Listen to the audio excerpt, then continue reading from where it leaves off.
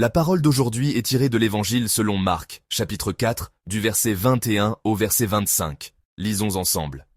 Il leur dit encore, « Apporte-t-on la lampe pour la mettre sous le boisseau ou sous le lit? N'est-ce pas pour la mettre sur le chandelier? Car il n'est rien de caché qui ne doive être découvert, rien de secret qui ne doive être mis au jour. Si quelqu'un a des oreilles pour entendre, qu'il entende. » Il leur dit encore, « Prenez garde à ce que vous entendez. On vous mesurera avec la mesure dont vous vous serez servi, et on y ajoutera pour vous. Car on donnera à celui qui a, mais à celui qui n'a pas, on ôtera même ce qu'il a. » Amen. Je partagerai aujourd'hui la parole sous le titre « Caché pour être révélé ».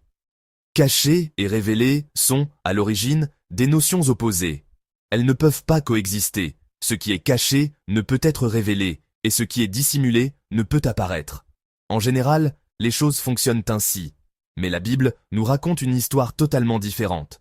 Dans le passage d'aujourd'hui, Jésus nous dit qu'il y a des choses qui sont cachées afin d'être révélées, et des choses qui sont dissimulées afin d'être manifestées. Pour les peuples orientaux, cela n'est pas difficile à comprendre. Même lorsqu'ils savent quelque chose, ils ne le montrent pas facilement, et parfois, faire semblant de ne pas savoir est considéré comme une vertu. Les peuples occidentaux, en revanche, ont beaucoup de mal à comprendre cette manière de penser. Ils se disent « Si c'est caché, alors c'est caché. Pourquoi le révéler ?» Ou « Si c'est dissimulé, pourquoi le mettre au jour ?» C'était l'une des difficultés que j'ai rencontrées lorsque j'étudiais à l'étranger. En classe, lorsque le professeur posait une question, bien que cela ait beaucoup changé aujourd'hui, les étudiants coréens, autrefois, levaient rarement la main. À l'étranger, tous ceux qui connaissent la réponse lèvent la main. Ainsi, lorsqu'une question est posée et que personne ne lève la main, il y a généralement deux catégories de personnes. La première est celle de ceux qui ne savent vraiment pas et qui ne peuvent donc pas lever la main. La seconde est celle des étudiants asiatiques. Même lorsqu'ils savent, ils ne lèvent pas la main. Les étudiants asiatiques sont souvent ainsi. Un jour, un professeur posa une question, mais aucun étudiant de la classe ne leva la main.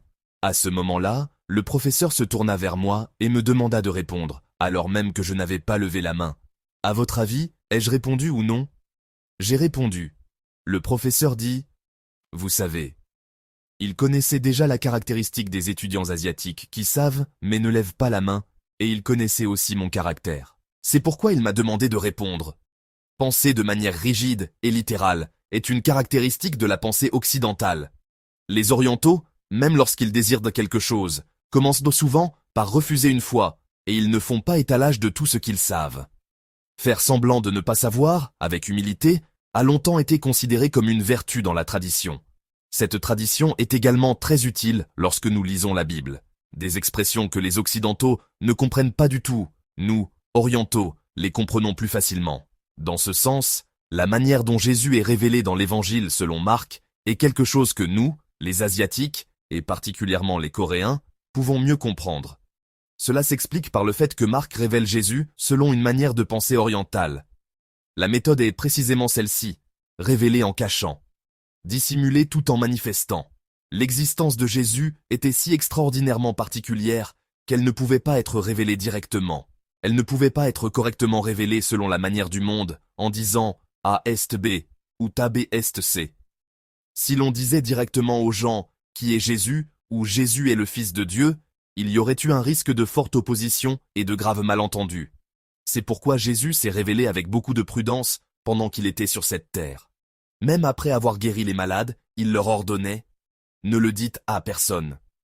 Et lorsque les démons criaient « Tu es le Fils de Dieu », il les réprimandait et leur ordonnait de se taire. Jésus s'est ainsi caché, mais cela ne signifie pas qu'il soit resté caché. Au contraire, même en se cachant, Jésus s'est révélé encore plus clairement aux hommes. Le passage d'aujourd'hui manifeste précisément ce principe, le principe d'être révélé en cachant. Relisons ensemble les versets 21 et 22. Il leur dit encore « Apporte-t-on la lampe pour la mettre sous le boisseau ou sous le lit, n'est-ce pas pour la mettre sur le chandelier ? Car il n'est rien de caché qui ne doive être découvert, rien de secret qui ne doive être mis au jour. » Amen. Le verset 21 nous dit clairement que lorsqu'une personne apporte une lampe, ce n'est pas sans raison. Il y a une raison précise. Elle n'est pas apportée pour être placée sous le boisseau ou enterrée sous le lit. Si elle n'avait pas été apportée du tout, ce serait une autre question. Mais le fait de la porter signifie qu'elle n'est pas destinée à être mise dans une boîte ou placée hors de vue. Même si elle est cachée pour un temps, elle est destinée à être révélée. La lampe est apportée pour être placée sur le chandelier afin d'éclairer toute la maison. De la même manière, Jésus sera révélé. Jésus est la lumière. Jean présente Jésus comme la vraie lumière qui éclaire tout homme venant dans le monde. Jésus s'est révélé comme lumière aux hommes, et aujourd'hui encore, il brille sur nous ici. Il n'y a absolument pas besoin de le révéler de manière forcée ou excessive. Son existence même sera révélée naturellement, comme la lumière. Même lorsqu'il parle en parabole et ordonne le silence, ce n'est pas pour rester caché, mais pour être révélé. Au contraire, s'il cache et dissimule, c'est afin de se révéler correctement, sans malentendu. C'est pourquoi le verset 22 dit « Car il n'est rien de caché qui ne doive être découvert, rien de secret qui ne doive être mis au jour. » Dans la seconde partie du passage d'aujourd'hui, c'est-à-dire aux versets 24 et 25, l'accent se déplace de Jésus vers nous, les disciples. Jésus nous enseigne comment les disciples doivent vivre en relation avec ce principe du caché et du révélé. Lisons les versets 24 et 25. « Prenez garde à ce que vous entendez. On vous mesurera avec la mesure dont vous vous serez servi, et on y ajoutera pour vous. Car on donnera à celui qui a, mais à celui qui n'a pas, on ôtera même ce qu'il a. » Amen. Si Jésus est la lumière, qui sont alors les disciples? Les disciples sont les enfants de la lumière. Ainsi, de même que Jésus ne peut pas être caché, nous, ses disciples, ne pouvons pas non plus être cachés. Tout sera révélé comme la lumière. Dans cette perspective, nous devons faire attention à deux choses. Premièrement, nous devons nous souvenir de cette parole lorsque nous faisons le bien. Lorsque nous faisons le bien, et que personne ne le reconnaît, il nous arrive parfois de nous décourager ou de nous sentir abattus. Mais il n'y a pas lieu d'être blessé ou découragé. Même si nous ne cherchons pas à nous révéler, Dieu sait déjà tout. Et si nécessaire, au moment opportun, Dieu lui-même révélera. Être vu ou reconnu, beaucoup de personnes aujourd'hui s'en préoccupent excessivement. Mais nous n'avons pas besoin de nous en soucier. Ce qui est plus important dans notre vie, c'est « Est-ce que j'agis selon la volonté de Dieu ? Est-ce que je vis avec une intention et un cœur bon ? Mon centre intérieur est-il tourné vers Dieu ?» De la même manière, lorsque nous faisons face à la tentation du mal, nous devons nous souvenir de cette parole. Tout sera révélé. Lorsqu'une personne fait le mal avec un cœur mauvais, même si personne ne regarde, cela ne peut pas être caché. Il ne faut pas penser que cela peut rester dissimulé. Il en a été ainsi pour Moïse.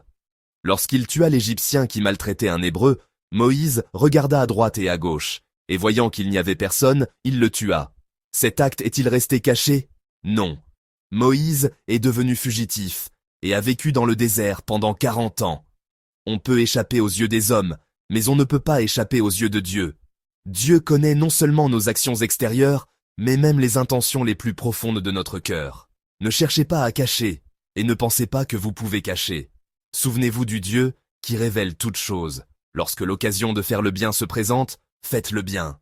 Et lorsqu'une mauvaise pensée surgit, abandonnez-la immédiatement. Bien-aimés frères et sœurs, notre Seigneur sait tout. Il connaît nos bonnes pensées et il connaît aussi nos mauvaises pensées. Ne cachons rien. De plus, il connaît notre douleur, notre tristesse, notre solitude et notre souffrance. Devant le Seigneur, nous ne pouvons pas nous cacher, mais nous n'avons pas non plus besoin de le faire. Venez devant lui tel que vous êtes et recevez une force nouvelle. Je vous bénis au nom du Seigneur.